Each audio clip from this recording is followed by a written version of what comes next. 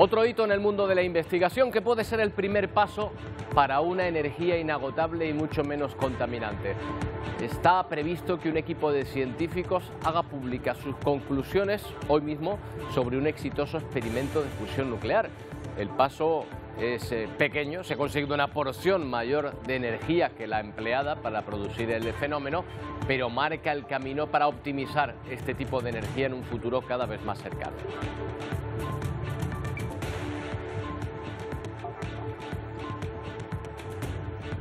¿Qué tal? Buenos días. Un personaje de la novela de Vargas Llosa, Conversaciones en la Catedral, se preguntaba literalmente, y disculpen la expresión, ¿cuándo se jodió el Perú? Eso deben preguntarse de nuevo estos días ante la agitación política y social que amenaza la estabilidad de este país. Muertos en las calles, en un ambiente creciente de tensión, un expresidente detenido por golpista y al menos un año hasta las próximas elecciones están suponiendo una combinación peligrosa para una sociedad totalmente polarizada.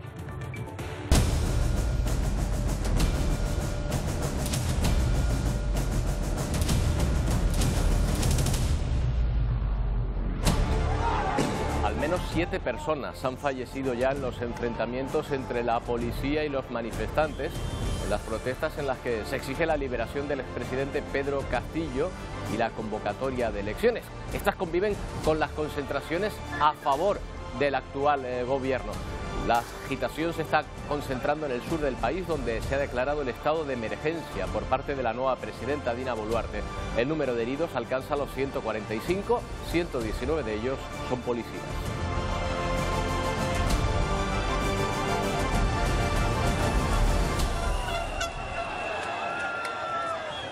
Hoy encontramos disturbios también en Brasil, aunque localizados en una zona de la capital, Brasilia, donde partidarios del aún presidente Bolsonaro, derrotado en las pasadas elecciones, desataron el caos con la quema de varios coches y guaguas. Hay al menos un herido tras los disturbios.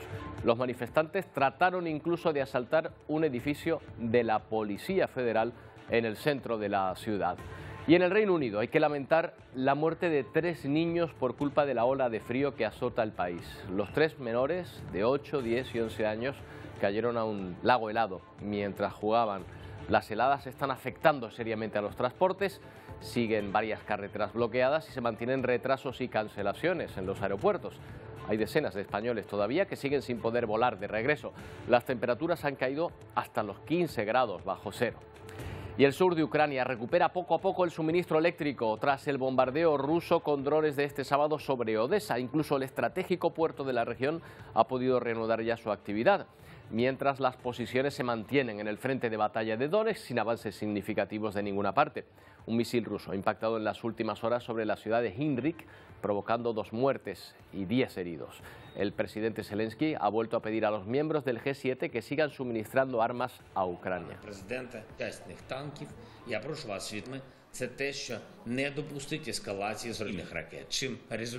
La Unión Europea no teme por el suministro de gas de este invierno, pero 2023 ya es otra cosa. La presidenta de la Comisión, Ursula von der Leyen, lo anunciaba ayer. We are safe for this winter. Russia's blackmail has failed.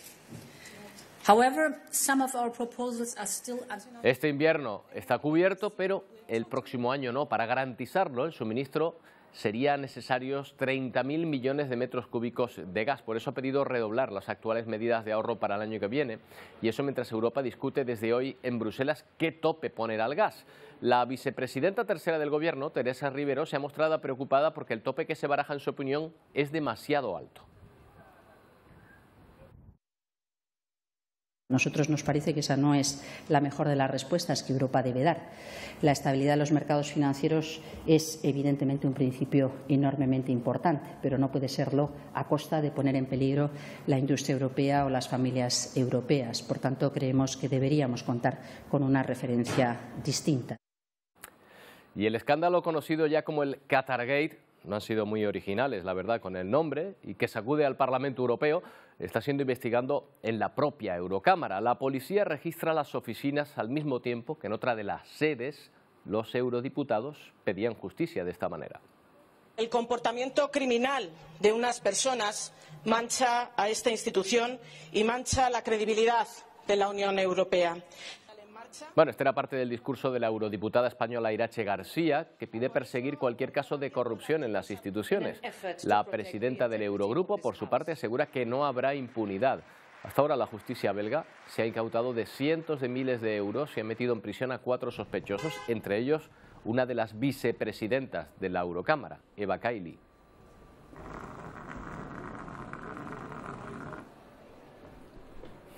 También la Unión Europea ha hecho un llamamiento a la calma para frenar la tensión entre serbios y albano-kosovares que se ha vuelto a disparar en Kosovo. This situation has to end. Barricades has to be removed. Calm must be La calma debe restored. ser restaurada, es lo que ha dicho el representante para Asuntos Exteriores, Josep Borrell, instando a ambos bandos a dialogar y a superar la violencia callejera que sigue extendiéndose. Precisamente en las calles, cerca de 1000 nacionalistas serbios se manifestaban en Belgrado ondeando banderas rusas y serbias. Mientras en Kosovo, los activistas serbo-kosovares intentan evitar que la policía traslade a Pristina a un ex policía detenido por haber participado en recientes actos terroristas.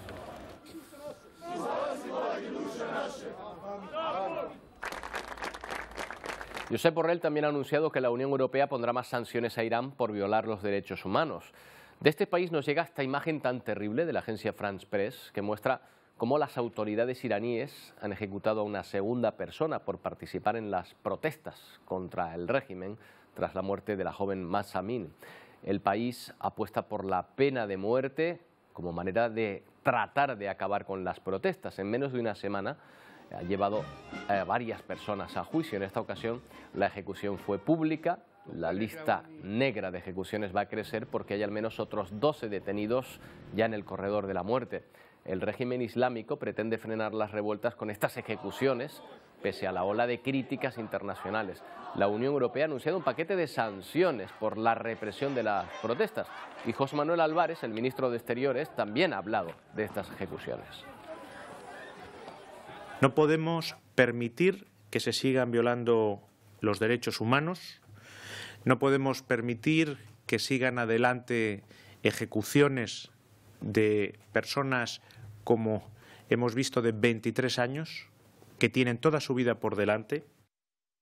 Desde Jerusalén nos atiende Gabriel Ventasegal, periodista, especialista en Medio Oriente. ¿Qué tal, Gabriel? Buenos días.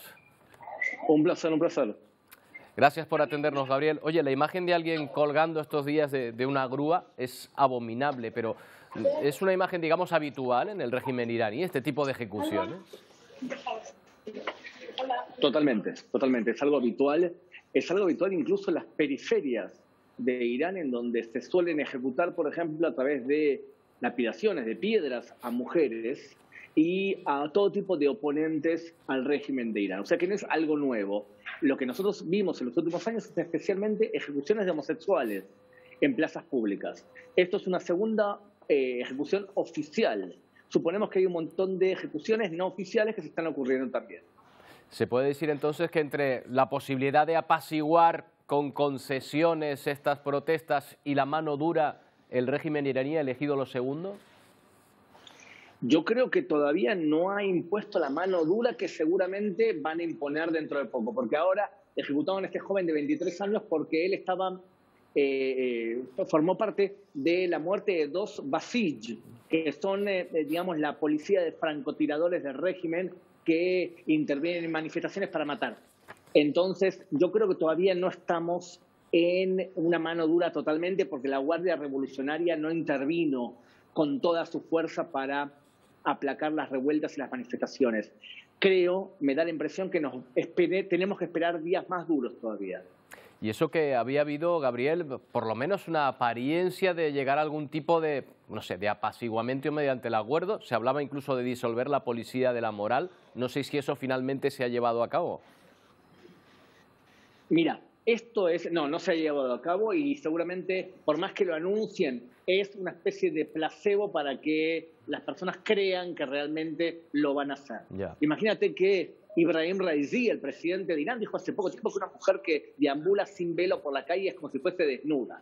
Ahora, me gustaría hacerte este paralelismo. Estamos en una especie de contracciones de parto, porque desde hace 15 años Irán viene sufriendo manifestaciones y protestas en contra del régimen y cada vez son más fuertes y cada vez el plazo entre una protesta y otra es más pequeño.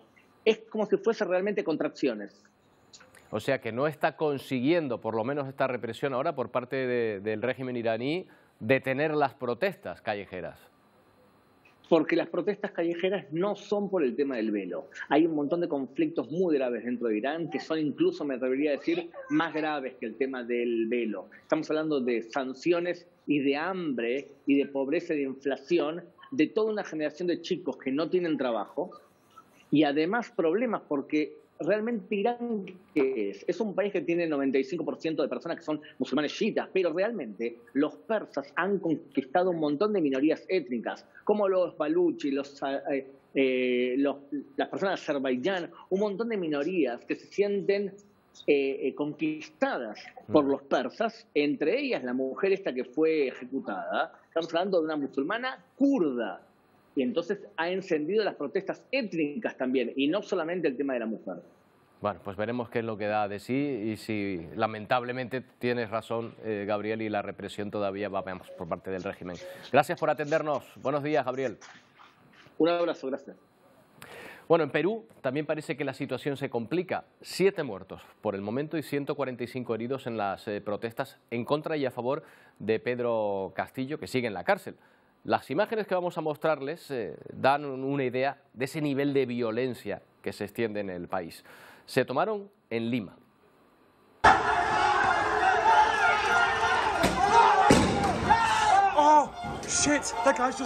Ahí lo ven, en una protesta contra la nueva presidenta. Han visto ese disparo, no se sabe qué tipo de proyectil, si es bala de goma o de plomo, pero sí observamos el trazo que deja y el tremendo impacto sobre uno de los manifestantes al que derriba de manera fulminante.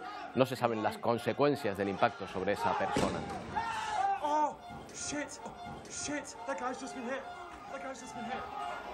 Pero sí que ya son al menos 7 los muertos por los enfrentamientos con la policía, de los que 2 al menos son menores. A pesar del anuncio del adelanto electoral, la nueva presidenta no ha logrado calmar la crispación de los seguidores de Castillo, que tras su intento de golpe de Estado afirma desde la cárcel que no piensa dejar de ser presidente.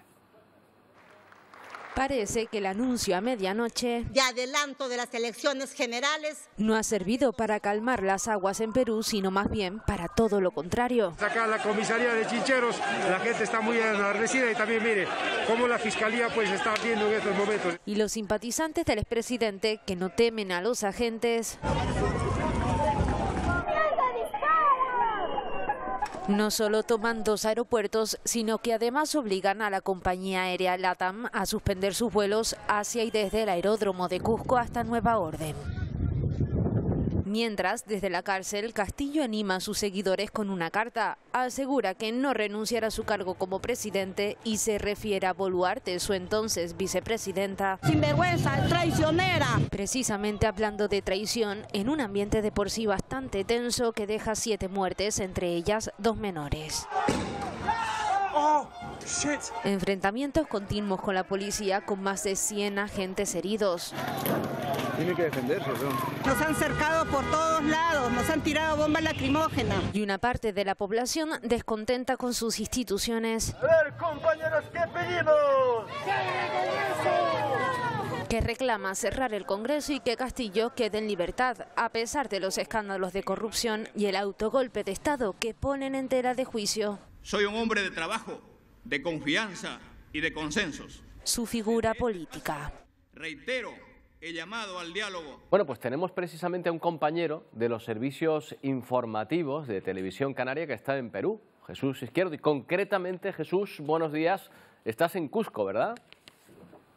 ¿Qué tal, Roberto? Sí, buenos días. Estamos en Cusco y, bueno, hoy yo creo que el vídeo lo ha explicado perfectamente, ¿no? Hoy cogíamos un vuelo nacional, Cusco-Lima, y bueno, LATAM lo ha suspendido y nos hemos tenido que quedar aquí en Cusco. Bueno, concretamente por esas manifestaciones que están tratando de paralizar, ¿no? Por lo menos esa parte del país en la que te encuentras. Sí, todo empieza a raíz de ese anuncio de Castillo. Parece que todo está muy pacífico, ¿no? Porque es verdad que nosotros hemos tenido la suerte de que allá donde hayamos ido no pasaba mucho. En Cusco hemos visto manifestaciones bastante pacíficas, parecía que no iba a ir a más, pero es verdad que en los últimos días sí que se ha intensificado bastante, sobre todo en la parte sur del país, en Arequipa, en la parte interior también, y pensábamos que aquí a Cusco no iba a llegar, y ya te digo, teníamos un vuelo justo a esta hora, teníamos que estar en el aeropuerto para volar a Lima, y ayer sobre las 2 de la mañana nos dicen que el aeropuerto, bueno, pues ha cancelado los vuelos, que muchos manifestantes se habían presentado en el aeropuerto, como ya pasó en el aeropuerto de Arequipa, y finalmente pues se ha tomado ese aeropuerto y los vuelos se han suspendido. Veremos qué es lo que pasa en Lima, porque evidentemente es la ciudad más importante, parece que por ahora está controlada, pero también nos comentan que puede ir a más, que en Lima también se pueden llegar a esos momentos, hay manifestaciones. Al principio digo, eran pacíficas, pero un grupo de manifestantes que, según comentan aquí, ¿no?, los peruanos, poco tienen que ver con lo que están pensando políticamente, sino que se dedicaban más a intentar alterar el orden público que a reclamar lo que realmente es. Y no deja de ser un apoyo a Castillo, decirle a Dina Boluarte que, a pesar de que había salido públicamente a decir que las elecciones las iba a anticipar a abril de 2024, querían que fuera ya, no la quieren en el poder y quieren que cambie el Congreso y que se hagan nuevas elecciones, además también de que a Castillo le saquen de la cárcel, ¿no? Ya. ¿Hay cierto, o se percibe en la calle ese nivel de violencia que hemos podido ver, por ejemplo, ahora mismo en una de las imágenes que veíamos en Lima concretamente, se producía o no? O digamos que la tensión no se percibe tan exagerada. Es que nosotros hemos tenido la suerte de que hemos ido justo a las zonas donde no estaba pasando nada. Hemos estado en Lima, de Lima hemos venido a Cusco, fuimos ayer, por ejemplo, a visitar Machu Picchu y no vimos nada tampoco, ni en Teitambo, ni en Aguascalientes, ni ningún pueblo en el que estuvimos. Y ahora, al volver a Cusco para coger el vuelo hacia Lima, ayer estuvimos cenando tranquilamente, vimos una manifestación muy pacífica, que no pasaba absolutamente nada. Y nos llamó mucho la atención, ¿no?, que estuvieran tomando el aeropuerto, porque realmente no hemos percibido esa violencia como tal. Igual es suerte, seguramente ha sido suerte que hemos estado en los puntos en los que no había ningún tipo de conflicto, porque estuvimos también en Chinchero y no vimos absolutamente nada, y yo realmente no lo he percibido. Pero igual hoy, al salir a la calle, sí que se puede ver algo más, porque ya te digo que son las 6 y poco de la mañana y recién nos estamos levantando ahora. Claro, oye, Jesús, ese vuelo que tienen que coger hacia Lima, ¿es una conexión que necesitan que sea ya para poder viajar, para volver de nuevo a Canarias, o todavía tienen margen? No, el vuelo era para cogerlo ahora, irnos a Iquitos, a la parte norte del país, para ir a la selva. Sí, a la zona de la selva. Esa parte del viaje era la última ya que teníamos, se ha cancelado totalmente, no vamos a ir porque el vuelo ya no tiene conexión y evidentemente pues no vamos a poder acudir, y ahora lo que estamos esperando es para que se vuelva a abrir el aeropuerto de Cusco para ir a Lima y de ahí volver a Gran Canaria lo antes posible. Ahora mismo la preocupación que tenemos es volver a casa lo antes posible, y ya la tercera parte del viaje, que iba a ser bastante bonita porque ir a ver la selva, pues ya se ha cancelado, y ahora solo pensar en poder volver a casa cuanto antes y que no pase a mayores y que no dependa nuestra seguridad de nada de lo que esté sucediendo, simplemente que sea el aeropuerto e intentar volver a casa cuanto antes, y en eso es lo que pensamos ahora mismo. Vale, te va a quedar la parte esa de la ceja, que le llaman allí en Perú, tan bonita, de la zona de Amazonia que tienen también. Pero lo importante es volver y regresar sin ningún problema. Esperamos verte pronto por aquí de nuevo. Jesús, muchas gracias por atendernos, por el madrugón, ¿eh? Un abrazo grande, Roberto. Bueno, la semana pasada se celebró el Día Internacional por los Derechos Humanos. La ONU hizo una lista con los países que más preocupan. Son 6 en esa lista. Entre ellos algunos de los que hablamos casi a diario en este programa, como China, Irán o Ucrania, donde recordamos se producen continuos crímenes de guerra. Desde su Declaración Universal adoptada por la ONU en 1948, los derechos humanos se han vuelto más reconocidos en todo el mundo y se han ido enfocando a grupos vulnerables, personas con discapacidad, pueblos indígenas y los migrantes. Sin embargo, la promesa de dignidad e igualdad ha estado bajo ataque. El informe que se emitió el 31 de agosto es muy importante porque pone de relieve preocupaciones muy graves en materia de derechos humanos. El alto comisionado expresó también preocupación por la exclusión sistemática de las niñas y mujeres afganas de derechos básicos por los talibanes, la ejecución en Irán de un hombre por los recientes disturbios antigubernamentales, las atrocidades de la guerra en Ucrania, la inestabilidad política en Haití y la situación en Somalia derivada por las sequías. Incluso cuando el reto parece inmanejable, si los líderes políticos y sociales centran sus respuestas únicamente en los derechos humanos, las soluciones estarían al alcance. Por su parte, la Casa Blanca emitió una proclamación reconociendo que en pro de los derechos humanos puso final a la prohibición de entrada al país de los musulmanes y que reinstituyó la posibilidad de que personas transgénero presten servicio militar. Esta fecha también marca el comienzo de una campaña en anticipación del aniversario número 75 de la Declaración Universal de los Derechos Humanos que se cumple en el año 2023. Ángela González, Voz de América, Naciones Unidas, Nueva York. Claro, seguimos en el continente americano donde se acentúa la inestabilidad en este país, Brasil, donde partidarios del todavía presidente Jair Bolsonaro han desatado el caos en las calles de Brasilia. Varios coches y guaguas han acabado en llamas y hay al menos un herido tras los disturbios. Los manifestantes trataron de acceder incluso por la fuerza a un edificio administrativo de la Policía Federal en el centro de la ciudad, tras la detención de un bolsonarista horas después de la acreditación de la victoria electoral de Lula da Silva.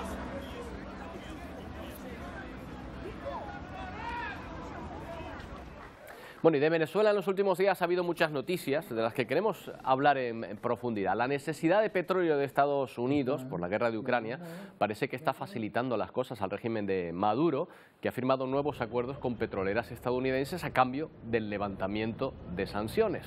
Además, el régimen ha hablado también de establecer conversaciones con la oposición.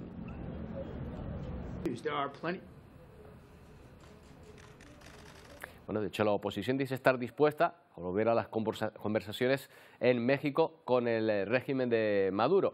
William Cárdenas es abogado, diplomático hispano-venezolano, fundador y presidente de la Plataforma Democrática de Venezolanos en Madrid. ¿Qué tal, William? Buenos días. Buenos días, Roberto. Encantado de estar contigo. Bueno, ¿cómo ve la oposición o cómo se ve desde esa parte de Venezuela estas posibles conversaciones y estos acuerdos que está teniendo ya Venezuela con Estados Unidos, con el gobierno estadounidense? Bueno, en primer lugar hay que señalar que en Venezuela todos sabemos que la oposición está muy fragmentada. Realmente quienes están impulsando este proceso de negociación no representan ni tienen la legitimidad suficiente para representar al pueblo venezolano.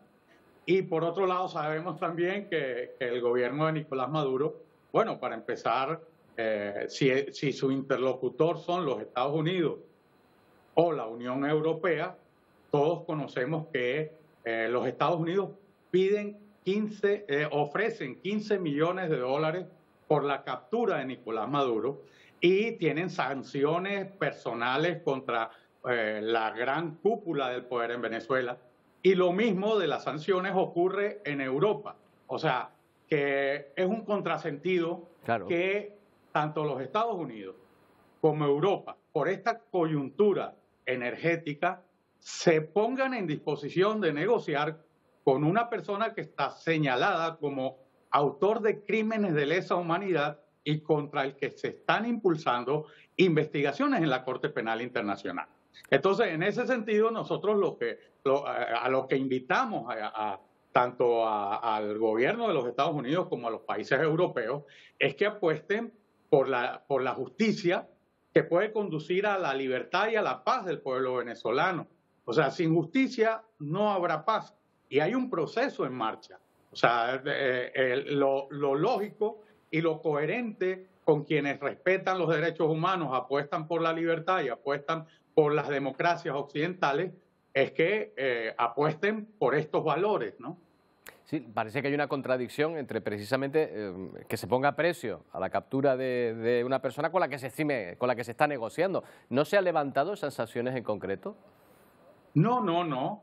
Esas sanciones y sobre todo esa recompensa por la captura de Nicolás Maduro, de Diosdado Cabello y el grupo de los cabecillas de lo que existe en Venezuela. En Venezuela, una organización criminal se ha apoderado de las instituciones del Estado, las ha usurpado y actúa en función de ellas, pero bueno, todos hemos conocido la cantidad de crímenes que se han cometido, que están impunes porque en Venezuela no existe separación de poderes y el Ejecutivo controla al Poder Judicial, al Poder Legislativo y especialmente controla a unas Fuerzas Armadas completamente sumisas. O sea, existe un conflicto en donde hay una parte armada, pero el resto o quienes los enfrentan son simplemente una oposición completamente desarmada que ha sufrido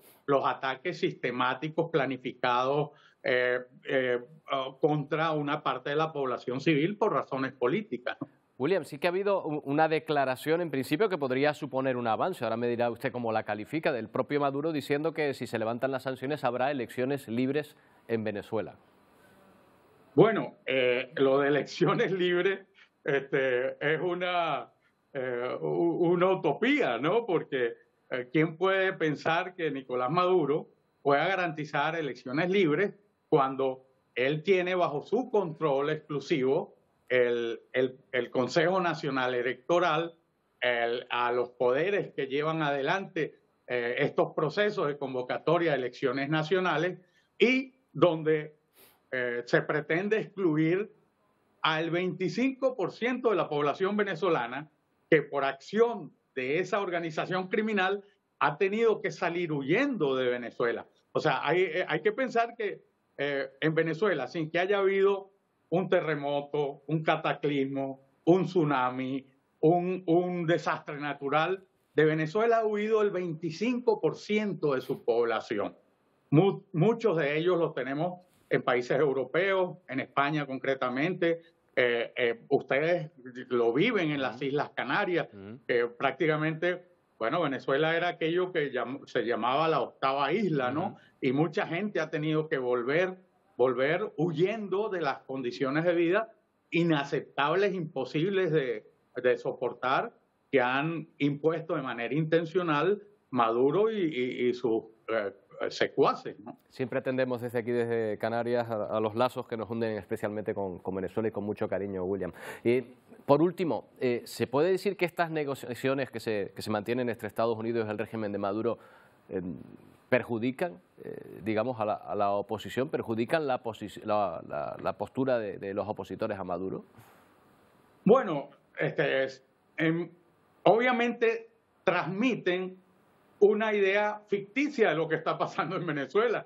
En Venezuela la gente sigue sometida a una situación de privación intencional de alimentos y medicinas, porque aunque han creado una especie de burbuja, ¿no? y han instalado supermercados, tiendas, negocios, simplemente los han instalado para el consumo del grupo que está alrededor del poder, ¿no?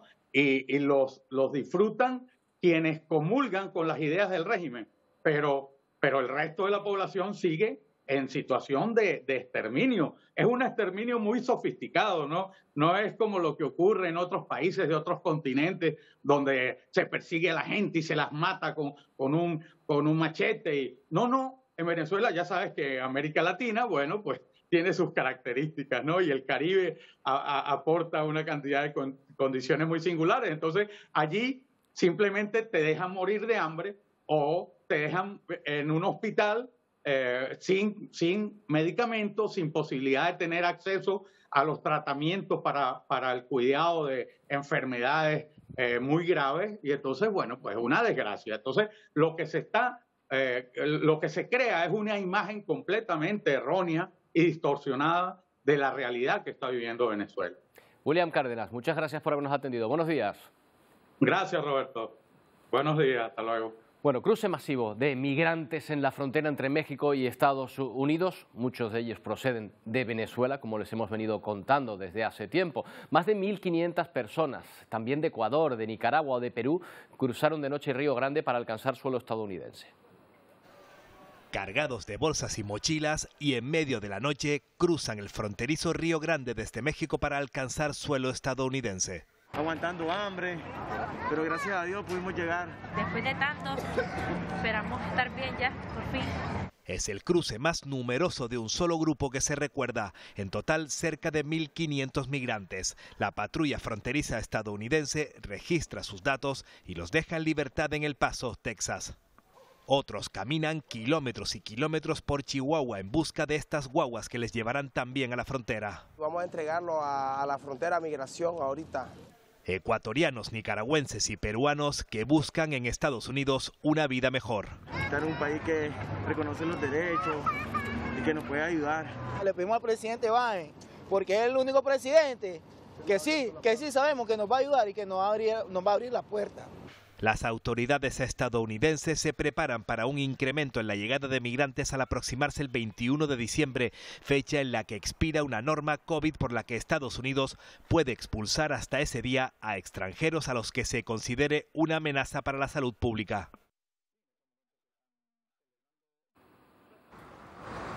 Bueno, y otra historia de migración, la de esta embarcación que trataba de huir de Cuba. Los guardafronteras cubanos interceptaron a ese grupo frente al malecón de La Habana. No habían avanzado mucho, la verdad.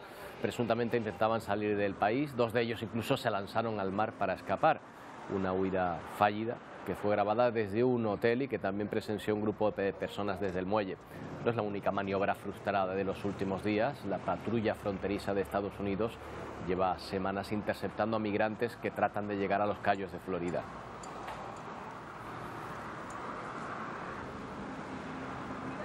De los 6.000 migrantes que esperan en Tijuana una oportunidad para pedir asilo en Estados Unidos, la mitad son menores de edad que han dejado de ir a la guardería o a la escuela.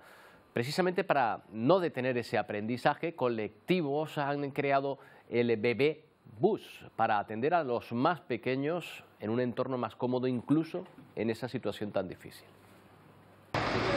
Este autobús ya no lleva niños a la escuela, ahora visita albergues para migrantes. Un espacio donde los niños y niñas pueden explorar a través de juguetes, pues conocimientos. Lo llaman el bebebús y por dentro parece un salón de kinder, donde trabajan para ayudar al desarrollo de los menores de 4 años. El espacio, pues como comentamos, es de juego, se puede ver también como de estimulación temprana. Los niños aprenden en un entorno muy distinto al de los refugios donde esperan con sus padres una oportunidad de asilo en Estados Unidos. Ahí estamos encerrados y no hay nada, pues. El proyecto fue promovido por Naciones Unidas. Una alianza de Centro 32, Pila Global y UNICEF es un piloto pensado para niñas y niños migrantes en su primera infancia. Con este video buscan más colaboradores. La mitad de las aproximadamente 6.000 personas que están en los albergues de Tijuana son menores de edad. Las mamás también suben al bebebús, cantan y disfrutan aprendiendo nuevas formas de convivir con sus niños. Mejora también su ánimo de él.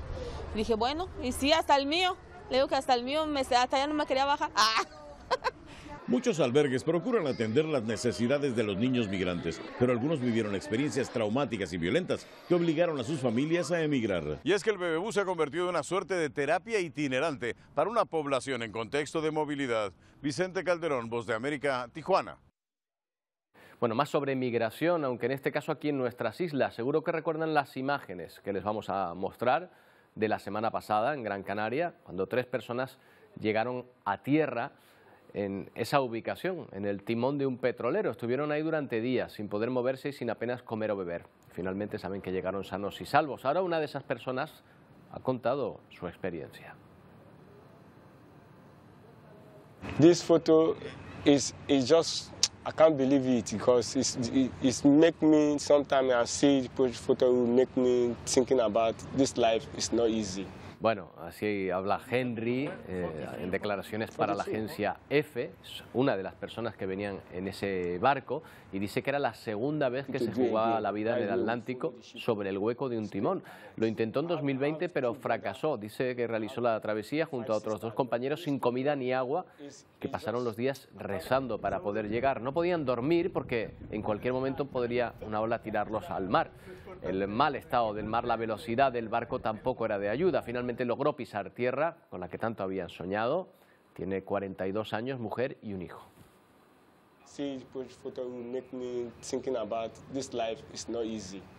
Antes de una pausa, un vistazo al Parlamento Europeo, donde acaba de ser destituida la vicepresidenta de la Cámara, Eva Kaili. Como saben, estaba detenida por su supuesta implicación en un caso de sobornos por favorecer a Qatar, entre otras cuestiones, para acoger la actual Copa del Mundo o blanquear su imagen frente a las duras acusaciones de maltrato a trabajadores inmigrantes, sin ir más lejos, que recaía sobre ellos. Eva Kaili, por lo tanto, ya no es vicepresidenta de la Eurocámara. Volvemos enseguida.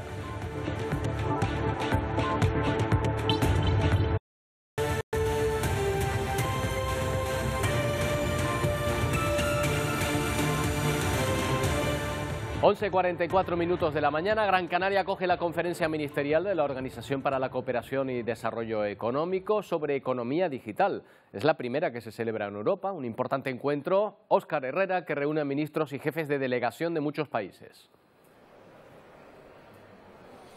Sí, en estos momentos se están celebrando sesiones paralelas, foros de debate antes de la inauguración oficial de esta conferencia, que será mañana por la mañana. En Expo Melonera se reserva un apartado para las empresas privadas y es una oportunidad inmejorable para las empresas tecnológicas canarias ofertar, por ejemplo, cosas como estas gafas de realidad virtual que sirven para dar formación a mecánicos de avión o también para simuladores para pilotar esas aeronaves. Y también en el sector turístico, imaginemos por ejemplo un hombre o una mujer en Düsseldorf o en Londres que va a la agencia de viaje y allí le reciben con una de esas gafas virtuales que veremos ahora en la imagen a través del metaverso, y a través de esa imagen podrá reservar el paquete para Canarias, sentarse de manera virtual, claro está, en el asiento en su avión, o por ejemplo también reservar el paquete que más desee. Por ejemplo, ¿qué podemos encontrar? ¿Cuál es un poco la idea de este metaverso? Pues realmente la idea es el poder reproducir al completo todo el viaje del turista, ¿de acuerdo? Desde su reserva en una agencia de viajes hasta las experiencias turísticas que él pueda llegar a experimentar. Esas experiencias pueden ser de todo tipo, puede ser turismo astronómico, como sería en este caso que estamos viendo el mirador de la Degollada de las Yeguas, una reproducción exacta. Podría también ser turismo etnográfico, turismo cultural en museos, etcétera, etcétera. O sea que el turista podría tener una idea previa de qué es lo que se va a encontrar y decidir qué es lo que quiere hacer cuando llega a Canarias, incluso cambiar de isla si no le parece muy bien este tipo de imágenes que estamos viendo, porque que desea ir a otro lugar, ¿verdad? Efectivamente, o sea, el objetivo es, de hecho, que él en todo momento sea capaz de decidir qué quiere y qué no quiere hacer, y que pueda visualizarlo todo al completo, es decir, desde seleccionar tu asiento en un avión, por ejemplo, hasta escoger una habitación de un hotel. Perfecto, muchas gracias. Incluso podría pasear por el hall del hotel que escogiera antes, previamente, para no llevarse una desagradable sorpresa, o ver cuáles son los paisajes que más les puede gustar para elegirlo. Se trata de un prototipo con la colaboración de la Universidad de Las Palmas de Gran Canaria y a través de Amadeus, de esa aplicación de las agencias de viaje. Gracias, Óscar. Bueno, durante esta semana el Ejecutivo ha vuelto a hablar sobre controlar la subida de los precios. El presidente Pedro Sánchez ha anunciado incluso que va a aprobar nuevas medidas. Ayer Podemos propuso una de las suyas, un cheque, ayuda y una subida de impuestos a grandes distribuidoras para disuadirlas de subir precios. Con esta medida propugnamos la creación de un impuesto extraordinario a las grandes distribuidoras y comercializadoras de alimentos, un tipo del 33% sobre los beneficios extraordinarios de estas distribuidoras y compañías comercializadoras de alimentos, que también creemos que va a tener un efecto disuasorio para que las mismas no incrementen el precio de sus productos. Bueno, no sabemos si finalmente las propuestas del Ejecutivo irán en la línea de las que acaba de proponer sus socios de gobierno. Vamos a preguntarle a Alonso Fernández, presidente de Asuicán, y quien en principio, Alonso, ¿qué tal? Buenos días. Bueno, pues serían los destinatarios, por ejemplo, de esta propuesta de mayor impuesto. ¿Cree que eso ayudaría a bajar los precios o a contenerlos? Hombre, lo que creemos es que lo que está equivocado es la medida en función de que el análisis inicial parte de datos erróneos, donde se producen los incrementos de precios que se han producido y que son visibles en el IPC, son en los productos en origen, en las materias primas, básicamente, y entre otras, además, soportados por los altos costes de la energía para los propios productores de esos productos que nosotros al final comercializamos en los lineales de venta. ¿En esta inflación un aumento de recaudación para las distribuidoras? El aumento de recaudación es el de aquellos denominados windfall, es lo que está percibiendo el gobierno a través de las recaudaciones, en el caso de España por el IVA o en el caso de Canarias por el IGI, porque claramente es un porcentaje sobre un precio que tiene una inflación importante en estos momentos, y esto al final lo que está repercutiendo, y así el propio gobierno lo reconoce, es en un incremento enorme de la recaudación por estas vías. En su opinión, ¿qué tipo de intervención podría haber sobre los precios para que se lograra una bajada efectiva para el ciudadano? Es que el incremento de precios, como antes decía, proviene desde el origen, primero, por una parte, de las materias primas y el coste de las mismas. No olvidemos que estamos dentro de un momento de guerra importante, desgraciadamente en el centro de Europa, pero además de las importantes sequías que se han vivido en el mundo, no solo a nivel local. Hablamos, por ejemplo, por poner una idea o poner en perspectiva al consumidor de los incrementos importantes que está teniendo ahora el precio del azúcar, pero no es porque nadie esté aportando o obteniendo más beneficios, sino porque el país principal que produce azúcar, en este caso Brasil, está dedicando la mayor parte de esa producción de azúcar a la generación de biocombustibles, lo cual está haciendo que en el mercado falte o haya una escasez de azúcar. Al final, esta inflación no solo repercute en la cesta de la compra, que sí, que evidentemente así lo es, pero afecta de forma notable a cualquiera de los procesos económicos, no solo de nuestro país, sino de Europa en este caso. En las últimas semanas parece que hay una cierta tendencia, se ha percibido una cierta tendencia a la moderación en la inflación. ¿Ustedes también lo están percibiendo o creen que es algo estacional que volverá a subir? Nosotros, desde luego, lo que nos gustaría es que este momento inflacionista que estamos viviendo tienda a reducirse y a volver a los orígenes, pero depende más, como antes decía, por una parte de los costes energéticos que se han cuadruplicado. No olvidemos que la factura ahora mismo se está multiplicando por 4 en todos los eslabones de la cadena de valor, pero también en la escasez de determinados artículos, como antes comentaba, y por tanto de esas materias primas. No dejamos de oír a productores industriales o a productores agrícolas cómo sus costes han crecido de una forma exponencial y además con una fe cierta, y es que la mayor parte de todo la subida de costes en origen no se está trasladando finalmente al consumidor, ¿no? Alonso Fernández, gracias por atendernos un día más. Buenos días. A ustedes, muchas gracias a ustedes. Buenos días. Bueno, tiempo dentro de un momento para Ponte al Día. Wendy y Pedro, ¿cómo viene la mañana? Buenos días. ¿Qué tal? ¿Qué tal? Hola, buenos días. ¿qué tal? Buenos días. Pues hoy en nuestro programa vamos a recordar precisamente el día en el que el volcán de La Palma dejó de emitir lava, porque lo cierto es que fueron 85 días pues de mucha incertidumbre, de angustia, de muchas emociones, y bueno, un año que se cumple ya desde ese momento en el que el volcán pues parecía que se quedaba dormido. Pues hay muchos vecinos que todavía no han podido regresar a sus casas, además reclaman más ayudas estatales. Hoy vamos a analizar todo ello de la mano de científicos, de los vecinos, y también vamos a entrevistar al presidente del Cabildo de La Palma para analizar todos estos detalles, pero Ponte al Día viene cargadito de más contenido. Viene cargadito de más asuntos porque queda muy poquito ya para la Navidad, 12 días para ser exactos, y eso está haciendo, bueno, pues que muchos canarios estén adelantando sus compras. Y fíjense, porque lo que está aumentando también es el número de estafas y timos que se producen durante estas fechas. Vamos a hablar en profundidad de este asunto con Facua y también vamos a analizar los timos más frecuentes de la mano de Maldita.es. Esto es tan solo un pequeño avance de todo lo que tenemos preparado hoy aquí en Ponte al Día, que ya saben que comienza en directo en esta casa, en Televisión Canaria, a las 12 en punto del mediodía. Les esperamos. Hasta ahora, compañeros. Bueno, en el Reino Unido intentan recuperar la normalidad tras la copiosa nevada de las últimas horas. Ayer en torno a una treintena de vuelos con Canarias sufrieron retrasos, también algunas cancelaciones. Según AENA, la situación hoy no ha empeorado, al menos en lo que respecta a la afección de los aeropuertos canarios. Lo peor, sin duda, son los 3 niños que han fallecido al caer en un lago en el centro de Inglaterra. Este es el lago inglés del que fueron rescatados los cuerpos de 3 niños sin vida de 8, 10 y 11 años, junto a otro de 6 que fue trasladado al hospital en estado crítico.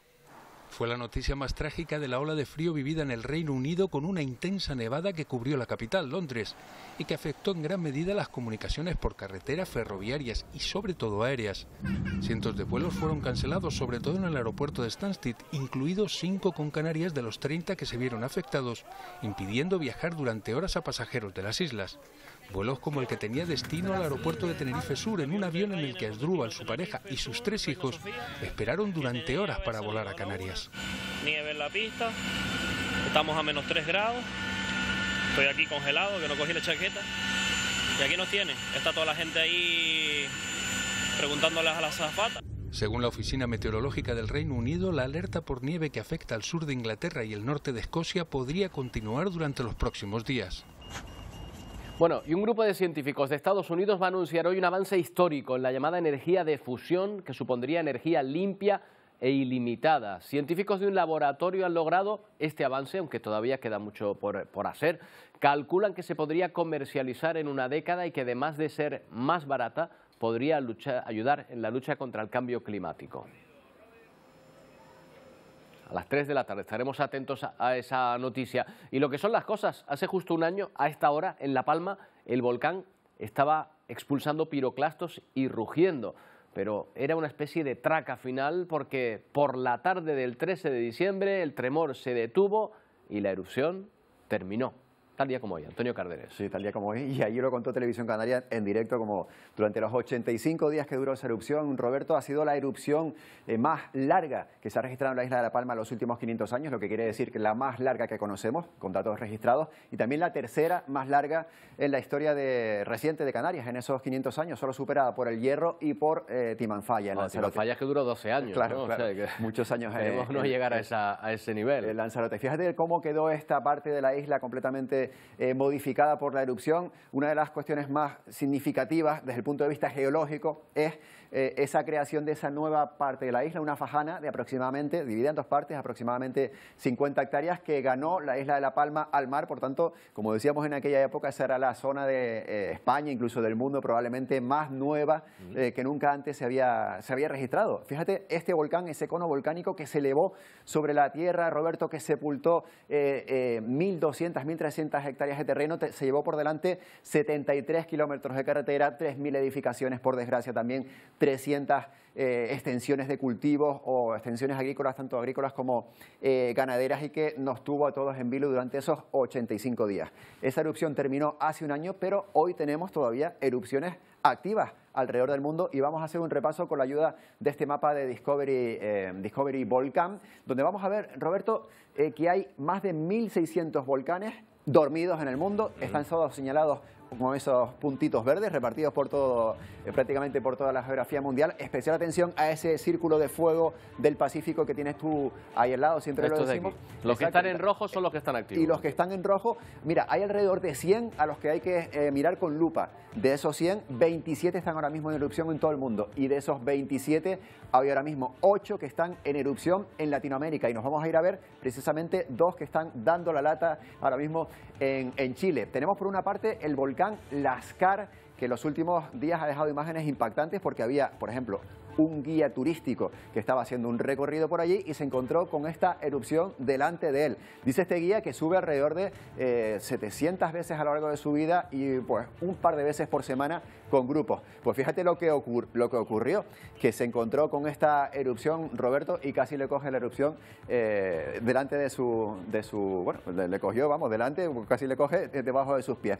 De aquí, del volcán Lascar, nos vamos a ir un poco más al sur, también en Chile, porque tenemos otra erupción activa y que preocupa y mucho en los alrededores.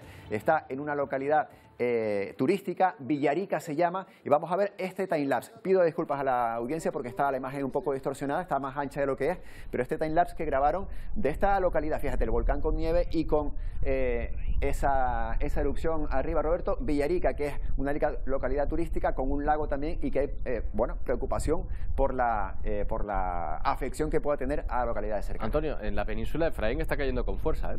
Sí, Efraín es un problema que se está acercando hacia la península ibérica, ya está dejando inundaciones y problemas graves de infraestructuras esto es en Extremadura, por ejemplo. Fíjate cómo esta nacional que une Cáceres con Badajoz se la ha llevado por medio este agua. Ahora, durante la mañana de hoy, hasta lo que va de día, han caído 90 litros por metro cuadrado, Roberto, en esta zona de España, así que mucho cuidado. Prácticamente toda la mitad sur de la península está ahora mismo en aviso de la Agencia Estatal de Meteorología por esta lluvia que está cayendo, también por viento y por mal estado del mar. Bueno, y a lo mejor mañana hablamos de cambios aquí en Seguro. Canarias, ¿verdad? Pero hoy nos vamos a despedir ya con las imágenes más agradables y sorprendentes que ha dejado la nieve en el Reino Unido. Por ejemplo, la de estos bañistas que, pese a que debía de ser fresquito, no dejaron de ir a nadar en un parque al centro de Londres. Las Islas Británicas se han visto sorprendidos por esta nevada apenas 2 semanas después de estar prácticamente en manga. Con esta imagen invernal nos despedimos. Hasta mañana a las 11. ¡Feliz día!